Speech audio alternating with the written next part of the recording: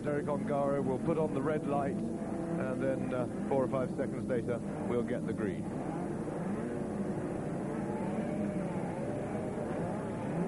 There we are. Green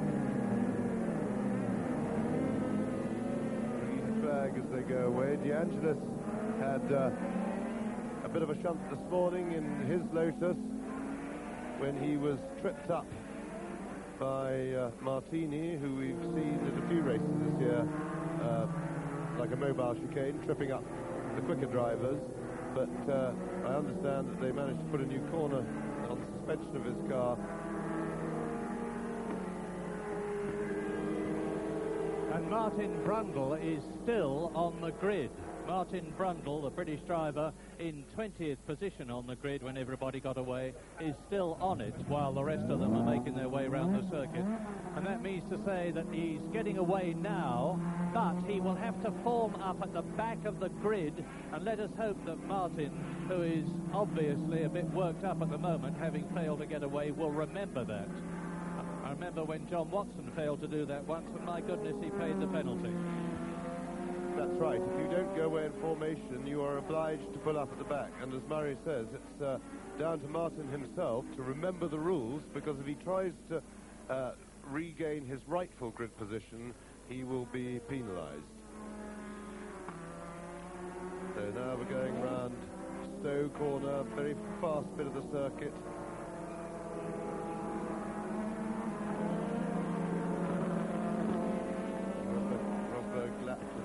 Over 160 miles an hour.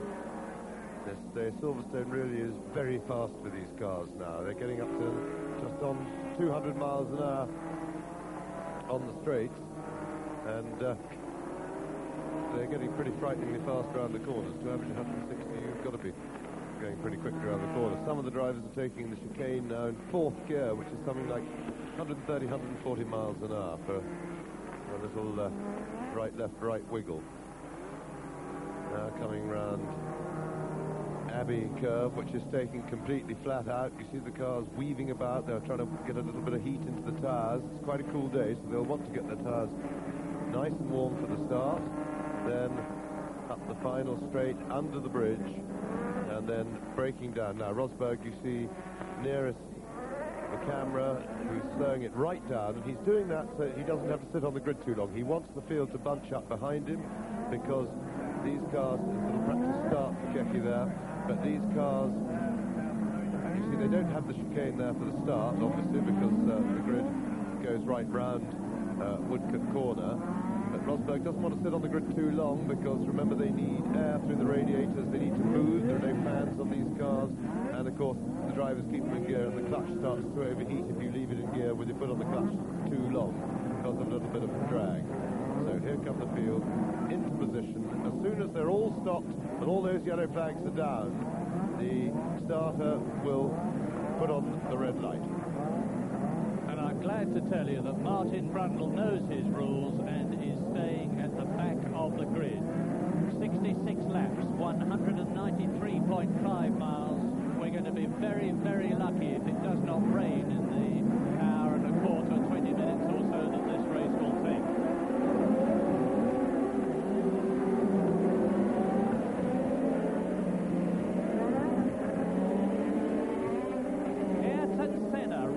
Alongside a brilliant start, taking the lead by passing Alain Prost and Keke Rosberg.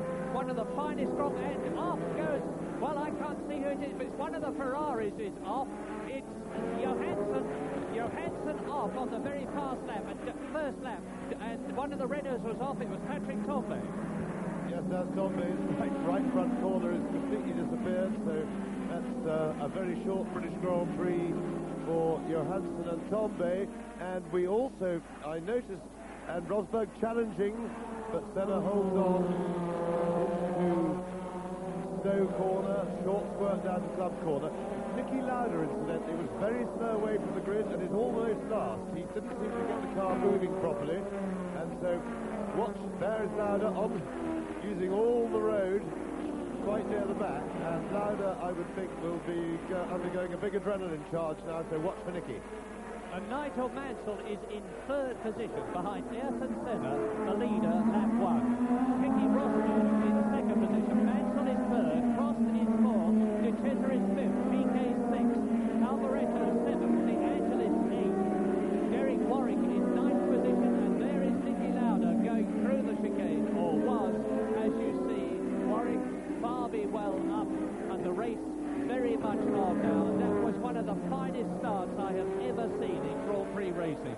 Ayrton Senna and Prost going, nearly losing the car as he goes round the right-hander there, but Senna came up from his position on the grid, and another car slowing down on the right-hand side of the hangar straight. It looks like one of the Ligiers, but Senna leads. Rosberg second, Mansell third, Prost fourth, De Cesar is fifth, Piquet in sixth position.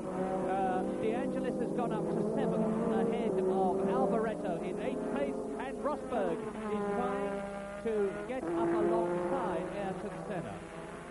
Now, in the half-hour warm-up this morning, Senna had all sorts of problems, but comparatively minor ones with his JPS Lotus, with its Renault engine. And he's coming now through into the chicane on the second lap. They've got them ironed out, and very quickly indeed. Senna is leading, Rosberg second, Mansell goes through third, Prost is catching De Cesaris, who's fourth, Piquet is still in sixth position, with De Angelis seventh, Johansson is eighth, and Warwick is catching Johansson.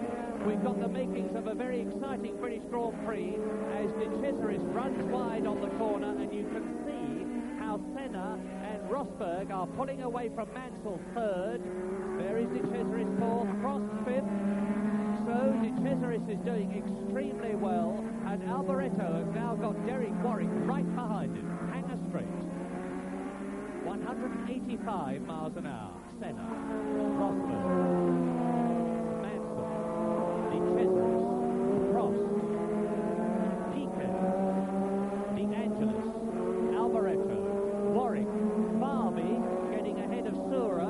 There is Chiba, and Lauda seems to be in trouble because he's, if anything, slipping down the field and certainly not coming through from the 10th position that he had on the grid at the start.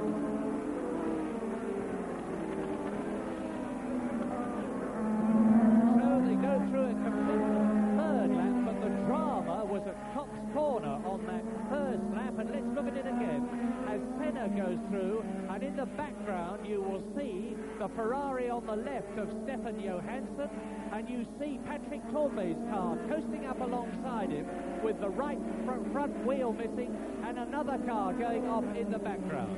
But now back with the race, Senna with Rosberg right behind him.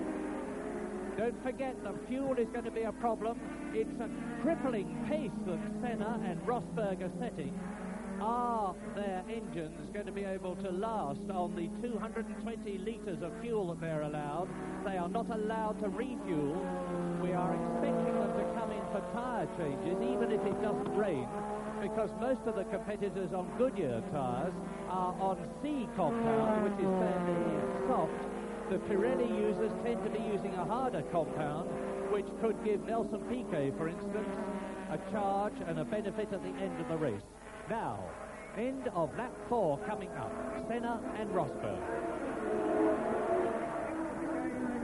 And this is a 135-mile-an-hour stretch, believe it or not. From now here, it's down the straight to Cox at 160 in fourth gear. Down to fourth gear now to Cox, 135 miles an hour. Now towards Maggots, the sweeping left-hander, which leads down to Beckett's, which is the slowest corner on the course, 125 miles an hour. Third gear, Senna leads, Rosberg second.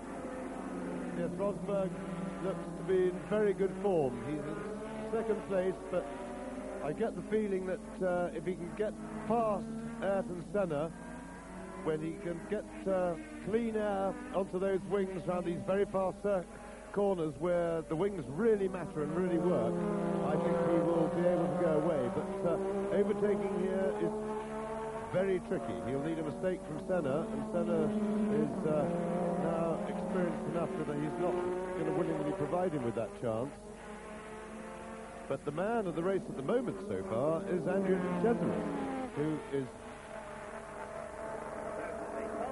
running in 4th place, and he's got ahead of Prost. He was quick in the warm-up this morning, and Rosberg goes a little bit wide. He missed his turn into the chicane, and you see how much ground he's lost as a result. However, I don't think it'll take him long to make it up again, but a small mistake by Rosberg, not an important one.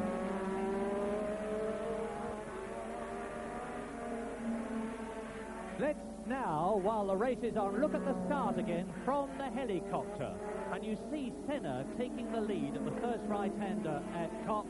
You see behind him the red and white Marlboro. Now look and see what happens to the Ferrari of Stefan Johansson and the yellow Renault. There is the Renault of Tombe going off the course. He's already driving off the course, and there is Johansson's Ferrari. Now, we still haven't been able to work out exactly what happened, but presumably it was a coming together of the two. Either way, they are both out,